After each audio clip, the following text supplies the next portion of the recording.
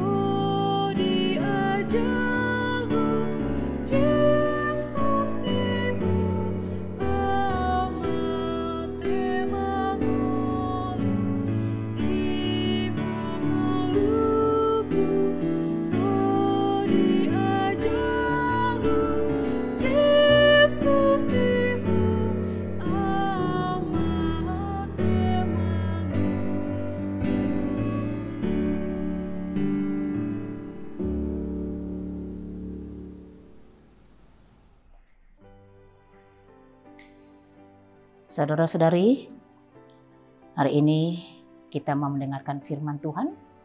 Sebelum kita mendengarkan firman Tuhan, mari kita berdoa.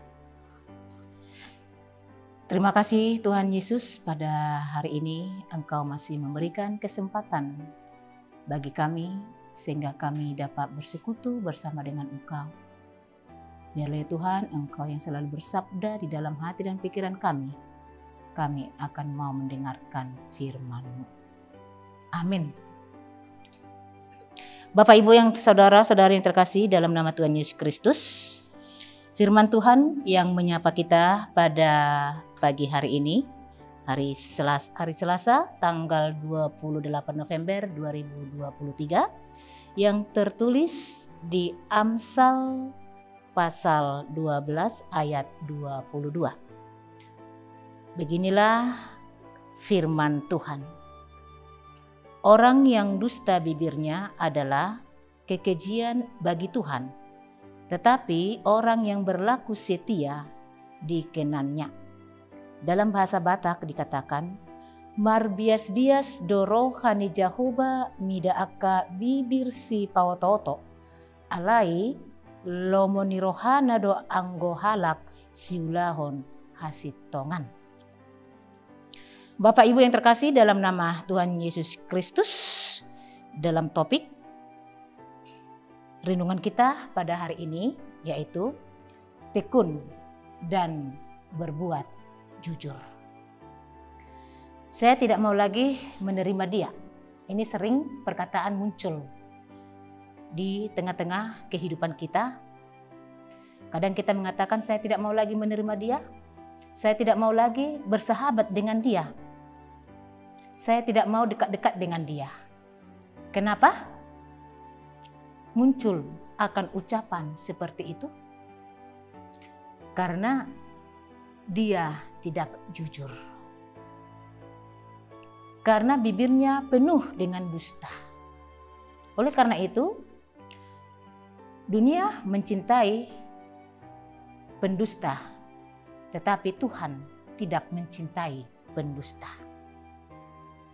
Diibaratkan orang mengatakan, jangan ada dusta di antara kita. Bapak Ibu yang terkasih, firman Tuhan menerangkan bagi kita bagaimana sikap Allah kepada orang-orang yang berkata dusta.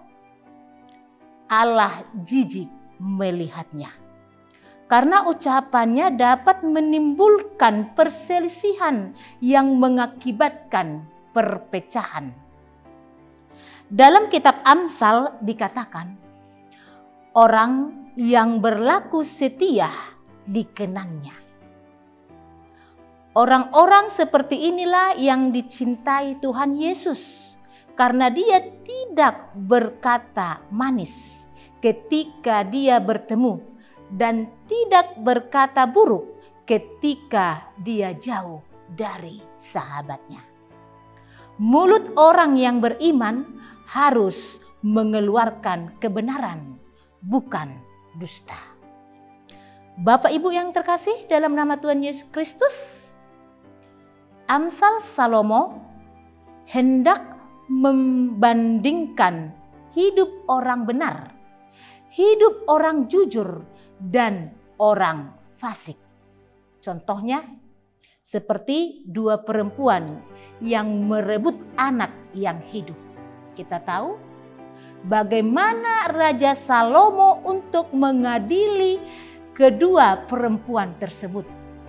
Dan bagaimana akhir ceritanya kedua perempuan itu, siapa yang mendapat berkat?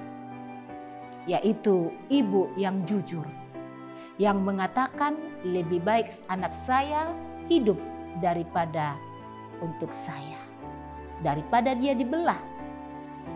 Di dalam kejujuran sang ibu terhadap anaknya, akhirnya dia memenangkan. Karena apa yang keluar dari mulutnya itu adalah kebenaran yang daripada Tuhan. Oleh karena itu, Bapak Ibu, saudara-saudari yang dikasihi Tuhan Yesus Kristus, nasihat kitab Amsal ini sangat penting di tengah-tengah perkembangan media sosial.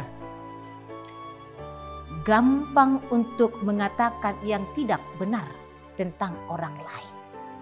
Coba kita lihat Bapak Ibu, media sosial terjadi pertikaian, terjadi fitnah menfitnah. Ketika ada kesalahpahaman, langsung masukkan ke media sosial dan akhirnya menimbulkan masalah yang begitu besar. Oleh karena itu, kita diajak supaya kita waspada. Waspada untuk memakai bibir yang Tuhan berikan kepada kita. Kenapa Tuhan menciptakan mulut orang cuma satu? Kenapa telinga manusia diciptakan Tuhan dua? Itu memiliki arti yang banyak. Supaya kita banyak mendengar, tetapi sedikit untuk berbicara dan banyak berbuat.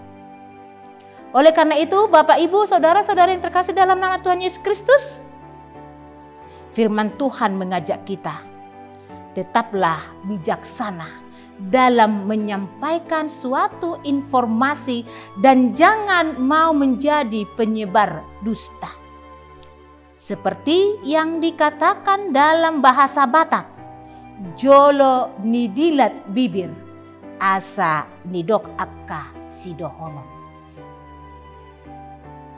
Bapak Ibu, Tuhan mengasihi orang-orang yang jujur dan membenci orang yang berdusta. Oleh karena itu, seorang Kristen yang memiliki iman dan mengenal Allah, dia akan bisa mengarajai pamanganna untuk mengucapkan kata-kata. Orang yang mengenal Tuhan, dia akan mengerti apa yang harus dia sampaikan. Mulutnya tidak dipakai untuk menfitnah orang lain, tetapi marilah kita pakai mulut kita menjadi berkat bagi orang lain. Karena dari mulut inilah keluar doa, berkat, dan fitnah. Oleh karena itu, Bapak Ibu yang terkasih, saudara-saudara yang dikasihi Tuhan Yesus Kristus, mari kita menjaga mulut kita. Pakailah mulutmu untuk kemuliaan bagi Tuhan. Amin. Mari kita berdoa. Tuhan, terangilah batin dan pikiran kami dengan kuasa Roh Kudus, agar bibir kami tidak suka berdusta, dan ajar kami untuk terus berlaku setia, agar hidup kami berkenan di hadapan-Mu dan menjadi berkat bagi sesama. Oleh karena itu Tuhan Yesus, dalam satu hari ini, biarlah Tuhan yang selalu mengajari kami untuk melakukan segala aktivitas kami sesuai dengan kehendak-Mu.